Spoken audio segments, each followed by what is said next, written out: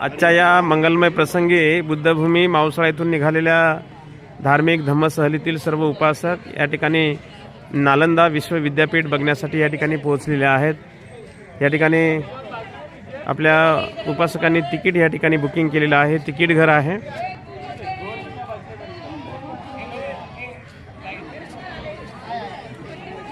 आज खूप भीड आहे, या ठिकाणी खूप गर्दी आहे। इकडे बाजूला आपल्या धम्मसहलीतील उपासक या ठिकाणी बाजूला बसलेले आहेत। सर्वांचं तिकीट या ठिकाणी बुकिंग झालेलं आहे। आता आपण नालंदा विश्वविद्यापीठ बघण्यासाठी या ठिकाणी पोहोचलेलो आहोत।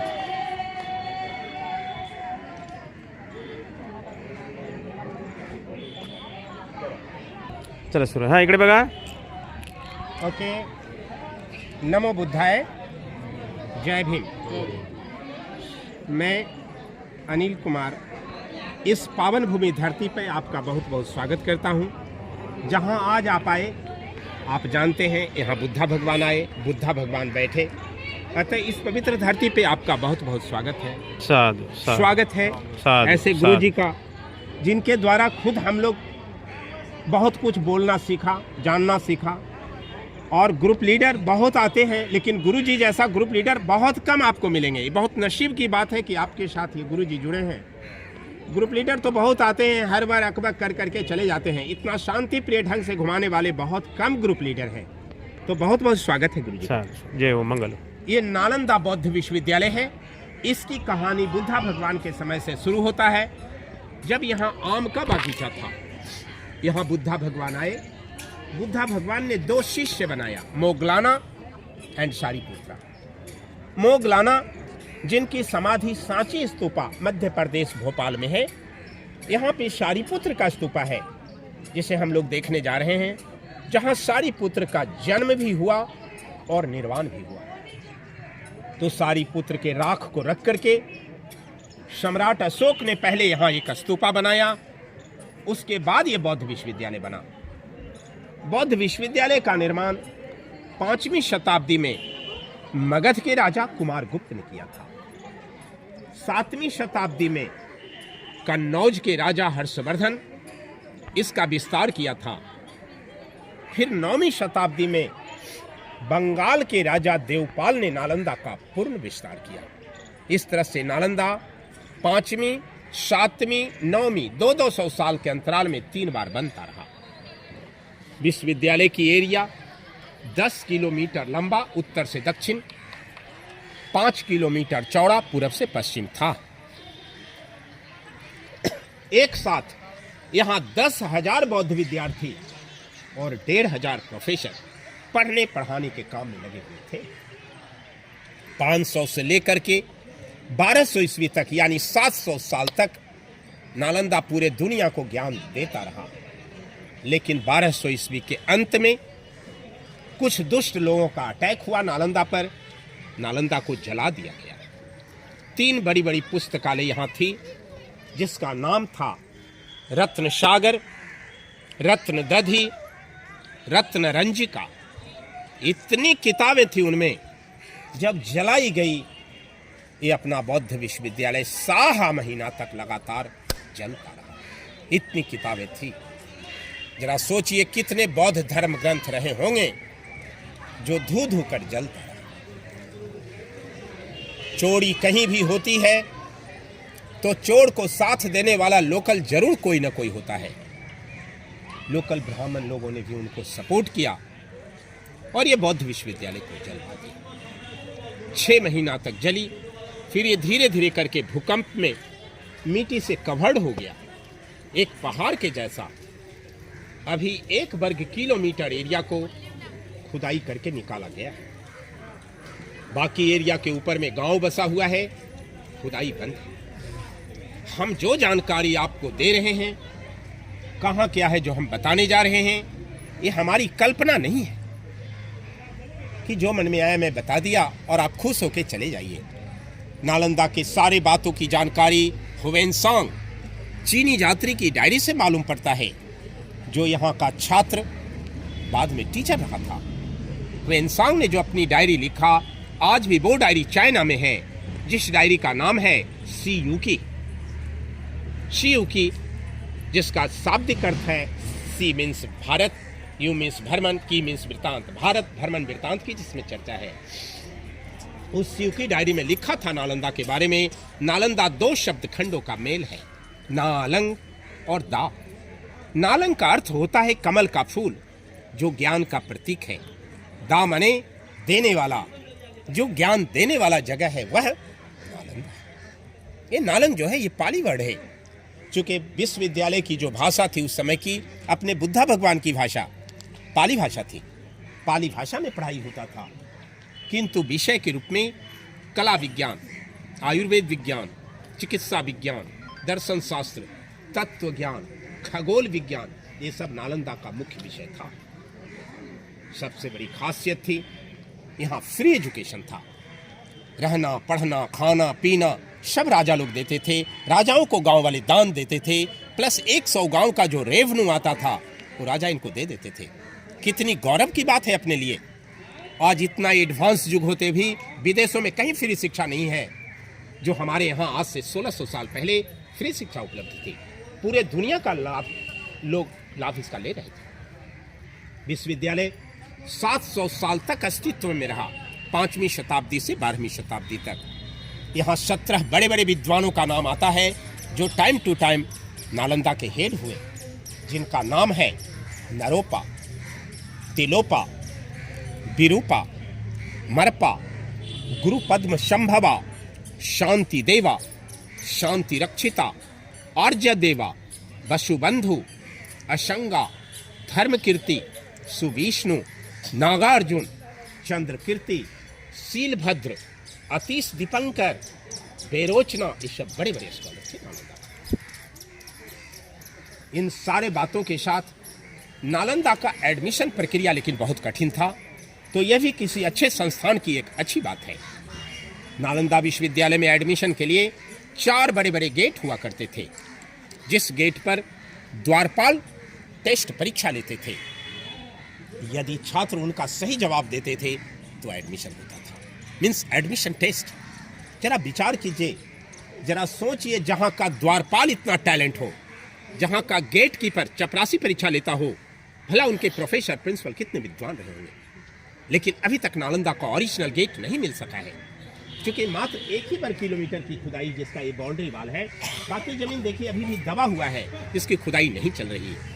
अतः इस 1 वर्ग किलोमीटर एरिया में प्रवेश पाने के लिए एक छोटा सा रास्ता दीवार काट करके बनाया गया है, जिससे हम प्रवेश करने जा रहे हैं और उसी से वापस बाहर आएंगे। तो चलते हैं इसको हम लोग घूमने के लिए। साधु साधु साधु।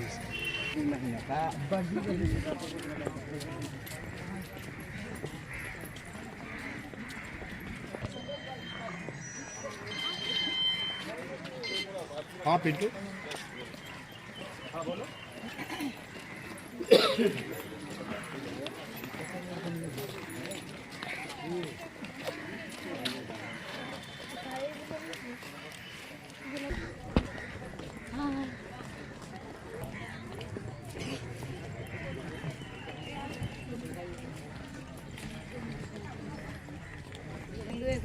मी त्याला घरी सोडून आली.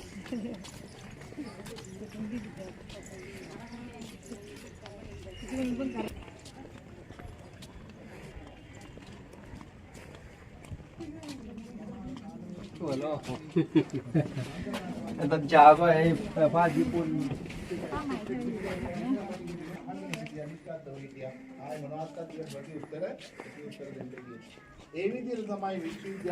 श्रीलंकन ग्रुप आहे. श्रीलंकेवरून आलेला हा ग्रुप आहे.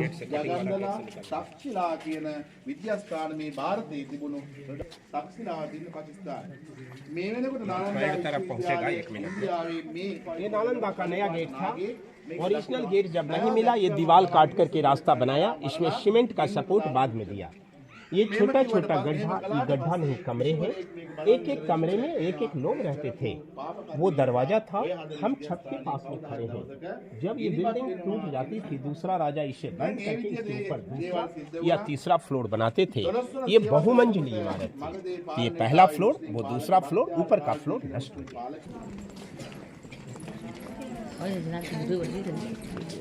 क्या बात है।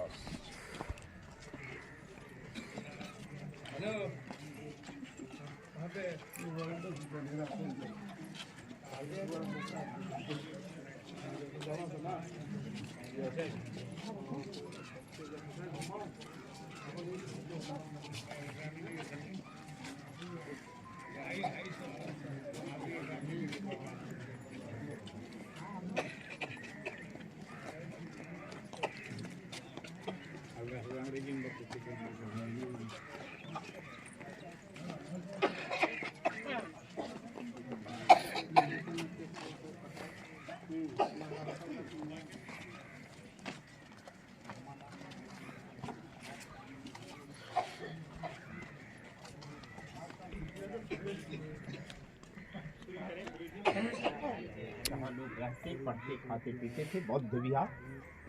और वो दूसरा लाइन है बौद्ध मंदिर। मंदिर दो तरह का होता था। एक कमरा नुमा, जहाँ बैठ के लोग देख के पूजा कर रहे हैं, चैत्य कहलाता था। दूसरा स्तूप, जहाँ पूजा पाठ लोग करते थे, वो किन्हीं की मेमोरी में बनती थी। तो वो लाइन बौद्ध मंदिर का लाइन है। ये लाइन बौद्ध विहार हॉस्टल का है। वो नालंदा का सबसे मेन स्तूपा शालिपुत्र का स्तूपा है। सबसे मेन बंदनीय वंदना करने की जगह वो है नालंदा का शालिपुत्र स्तूपा। तो आइए पहले हम लोग एक बौद्ध विहार को घूमते हैं, जहाँ लोग रहते, पढ़ते, खाते, पीते थे। तो हुआ सर जी, हर बार मिल जाते हैं नालंदा में।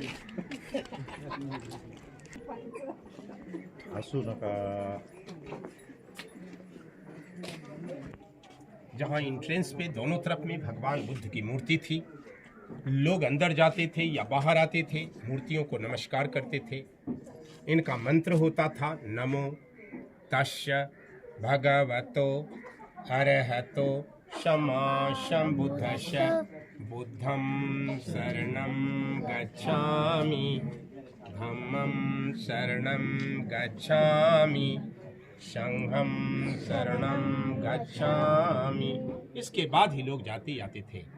मैंने बताया जब दुष्ट बख्तियार खिलजी ने इसमें आग लगाया, ये 6 महीना तक जलता रहा।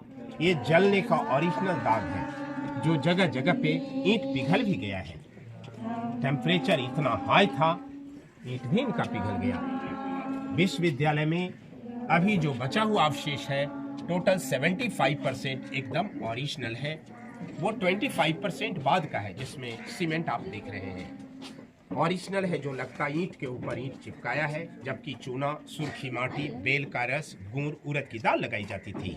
जो नया है पुराना लग रहा है, जो पुराना है वही नया लग रहा है, मीन्स ओल्ड इज गोल्ड। ये ओरिजिनल दीवारें हैं, वो बाद का है।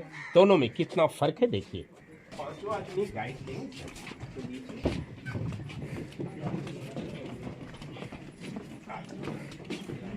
के लिए ये 2 कॉमन बाथरूम था। यह स्नानागार है, ये भी और ये भी, जहाँ लोग कुआं से जल ला करके स्नान करते थे।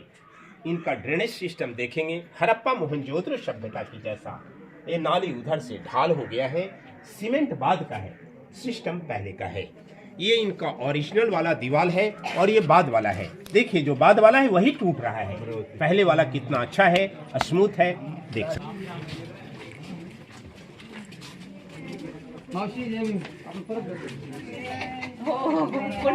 शम में बड़ा बड़ा लकड़ी का दरवाजा, जिसका चौखट लगता था। हर दरवाजे पे लाइट शेल्फ, ये दीपक रखने की जगह थी। तो एक कमरा एक लोगों के लिए।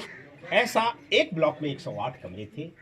एक एक कमरा में एक एक लोग रहते थे। रेशियो था 7:1। प्रत्येक 7 बच्चों के लिए टीचर थे। कमरा एक ही जैसा था।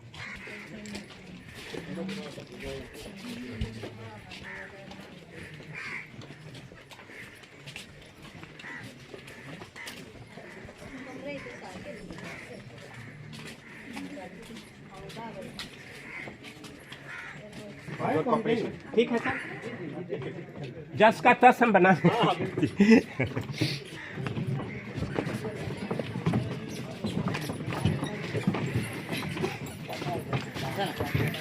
चला पुढे पुढे चला। पाय उचला जरा, पाय उचला.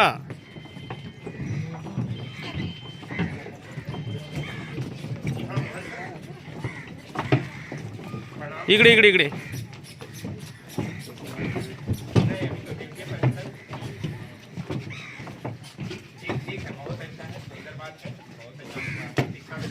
चला आई, पाय उचला.